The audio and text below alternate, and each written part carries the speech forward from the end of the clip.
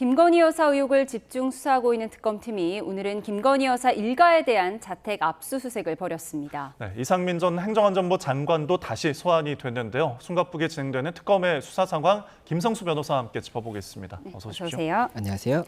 네, 김건희 여사 특검 상황부터 좀 짚어보겠습니다. 전직 행정관들이 연이어 조사를 받고 있는데 먼저 오늘 유경옥 전 행정관 이 샤넬 가방을 받아서 다른 제품으로 교환한 인물이죠.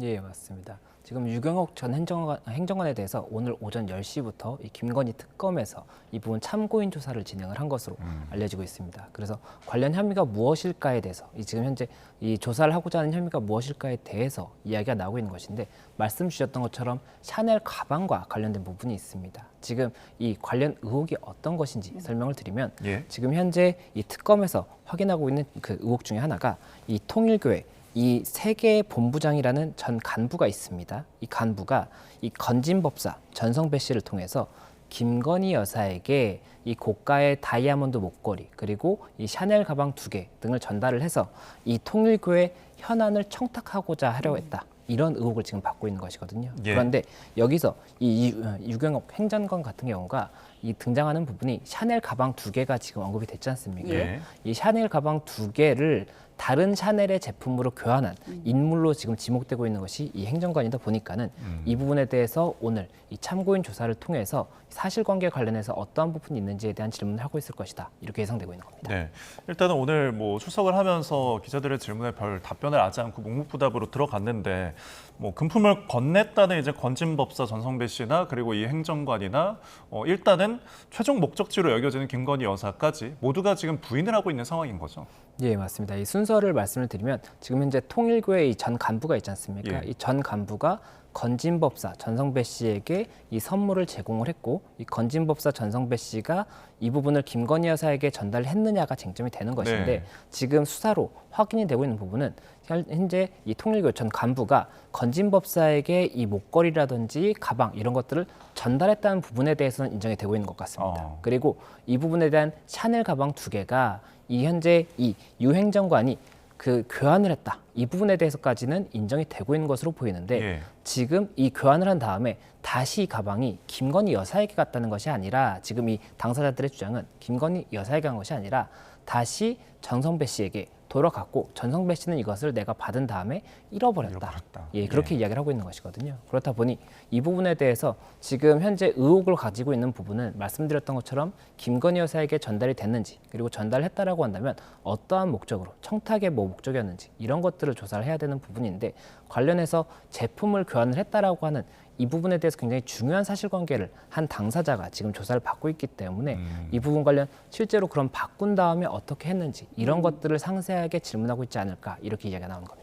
그러니까 유경옥 전 행정관은 이 샤넬 가방의 행방과 그 의미를 묻는 데 초점이 있다면 또 다른 행정관 정지원 전 행정관도 오후 5시 출석이 통보된 상황이었는데 이 앞서 최재형 목사가 김 여사에게 명품 가방을 줬다고 주장한 시점에 동행한 인물이라고요. 그럼 이 부분은 디올백 관련 있는 거네요? 예, 맞습니다. 또 하나 가방에 이제 등장하는 것이 디올백입니다. 이 디올백 같은 경우가 말씀하셨던 것처럼 최재형 목사가 김건희 여사에게 실제 전달하는 영상이 있었죠. 그리고 그때 당시에 현장에 이 동행을 했던 사람 중에 한 사람이 지금 말씀 주셨던 이 정지원 전 행정관이기 때문에 이와 관련해서도 이 사실관계가 만약 관련 혐의가 있다라고 한다면 조사가 이루어질 수가 있는 것이고 또 한 가지가 그만큼 가까웠던 사람이었던 것이고 그래서 지금 현재 건진법사 전성배 씨의 휴대전화에 이 전 행정관 같은 경우는 건희2라고 저장이 되어 있었다고 합니다. 그러니까 정지원 전 행정관의 번호가 건희2라고 저장되어 있었다는 거죠? 그렇다 보니까 이 부분이 실제로 그렇게까지 한 몸처럼 이렇게 연락을 받는 사이였다라고 한다면 사실관계에 관해서도 굉장히 많은 부분을 알 수 있다라는 기대가 되는 부분이 있기 때문에 아무래도 그런 부분들에 대해서 특검은 여러 가지 그런 의혹을 확인할 수 있는 방법이 있지 않을까 생각을 하고 조사하지 않을까 생각이 되고 지금 현재는 이 사실관계와 관련해서 일단은 질문을 하는 단계겠지만 휴대전화를 지금 확보한다든지 이런 것들도 검토를 할 수가 있기 때문에 그런 부분까지도 여러 가지 지금 현재 검토하고 있다 이렇게 보입니다. 네, 언론에서는 김 여사를 향한 이제 문고리라는 이런 표현도 있는데 결국은 그 연결고리를 규명하기 위해서 지금 이제 저장명에서 드러나는 어떤 특이한 점이랄지 그리고 계속해서 측근들이 경찰이 등장을 한다든지 수사 상황에서 그렇다면은 이 행정관들에 대해서 좀 강제 수사를 통해서 좀 더 연결고리를 깊게 파고들 수가 있을까요? 예, 맞습니다. 오늘 같은 경우에는 참고인 조사입니다. 이 예. 참고인 조사라는 것은 피의자 조사와 다르게 피의자 같은 경우는 어떠한 혐의를 받고 있는 사람에 대한 조사인 것이고 참고인은 이 혐의와 관련해서 이 사실관계를 알 수 있는 사람들을 이제 참고인이라고 하는 것이거든요. 그렇다 보니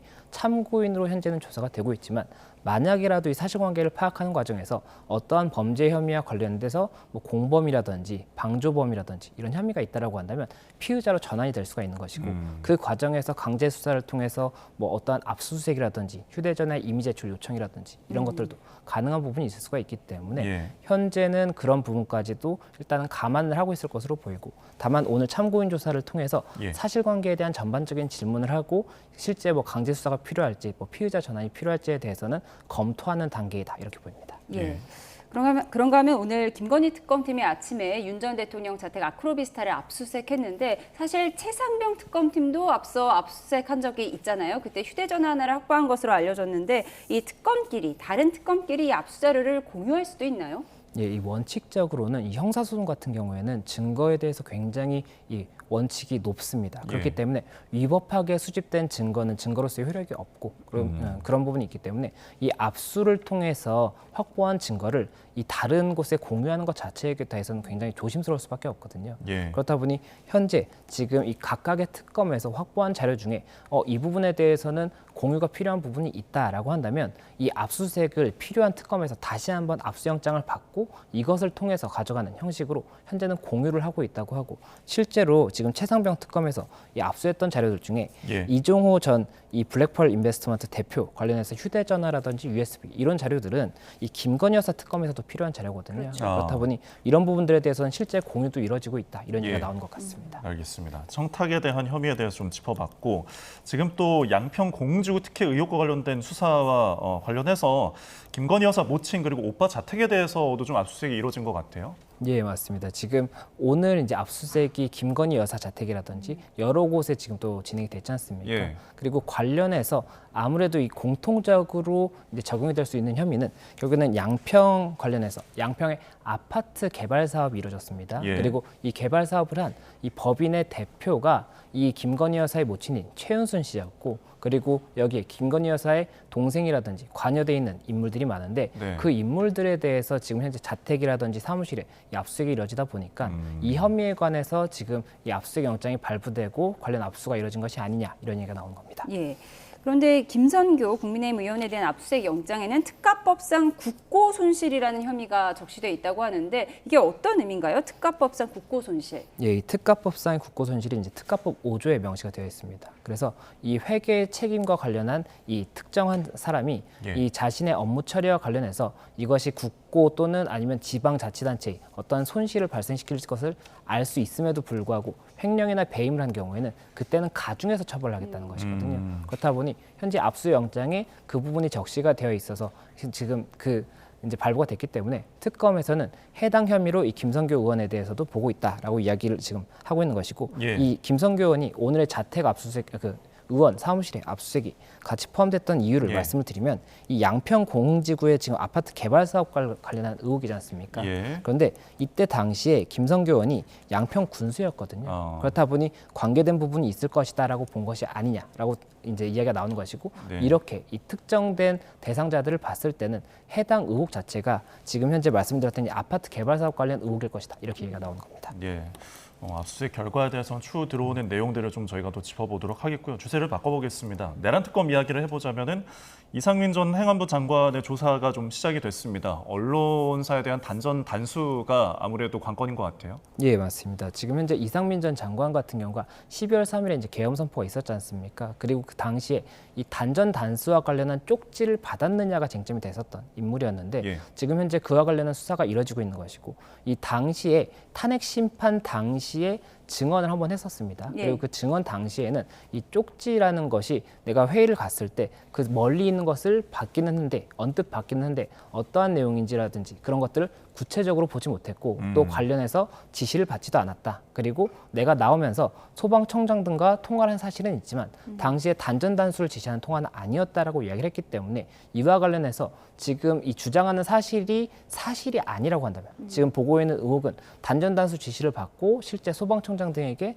지시를 했다라고 보고 있기 때문에 그러한 지시를 했다라고 한다면 혐의가 발생할 수가 있기 때문에 네. 이런 부분들을 보고 있다라고 볼 수 있는 겁니다. 예, 이상민 전 장관 당시 현재에서 말씀하신 것처럼 단전 단수가 쓰여 있는 것 같은 쪽지를 멀리서 보긴 했지만 이제 확실한 지시를 받은 적이 없다 이렇게 진술을 하기도 했었고 이에 대한 어떤 증인격으로 허석곤 소방청장도 조사를 받았는데 당시에 탄핵 심판에서 관련 발언을 했습니다. 당시에 단전 단수 지시가 명확히 있었던 건 아니다 이렇게 얘기를 했는데 그럼 지금은 어떤 진술이 이루어지고 있는 걸까요? 예, 지금 현재 보도되고 있는 내용에 따르면 지금은 허석권 소방청장이 당시에 지시를 받은 사실이 있다라는 취지로 진술하는 것으로 보입니다. 그렇다고 한다면 결국에는 지시를 받았다라고 지목되고 있는 인물이 내가 지시를 받았다라고 인정을 하고 있기 때문에 예. 이렇게 되면 이상민 전 장관이 이 부분 내가 지시하지 않았다라고 진술을 한다고 하더라도 어느 쪽의 진술이 더 신빙할 수 있는지에 대해서는 결국 재판부가 판단할 수밖에 없는 상황이 되기 때문에 그런 부분과 관련해서